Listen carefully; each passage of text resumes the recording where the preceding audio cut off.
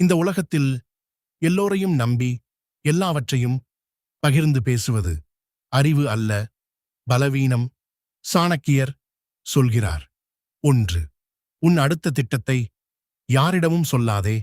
நீ என்ன செய்யப் போகிறாய் என்பதை அதிகமாக வெளிப்படுத்தினால் சிலர் உன்னை சிரிப்பார்கள், சிலர் தடுக்க முயல்வார்கள். ஆனால் அமைதியாக உழைத்த மனிதனை ஒரு நாள் வெற்றி பேச வைக்கும்.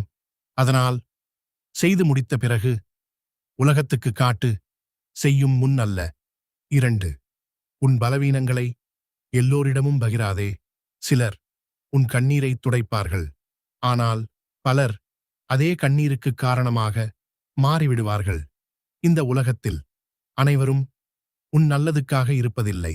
அதனால் உன் மனவலியை அனைவரிடமும் வெளிப்படுத்தாதே. 3. உன் வருமானத்தையும் வெற்றியையும் அதிகமாக பேசாதே.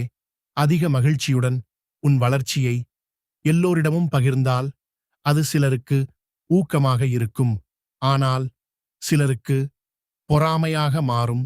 மௌனமாக வளர்ந்த மனிதனை வீழ்த்துவது மிகவும் கடினம்.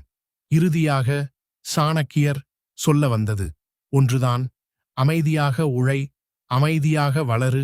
உன் வெற்றி உலகத்தை பேச வைக்கும்.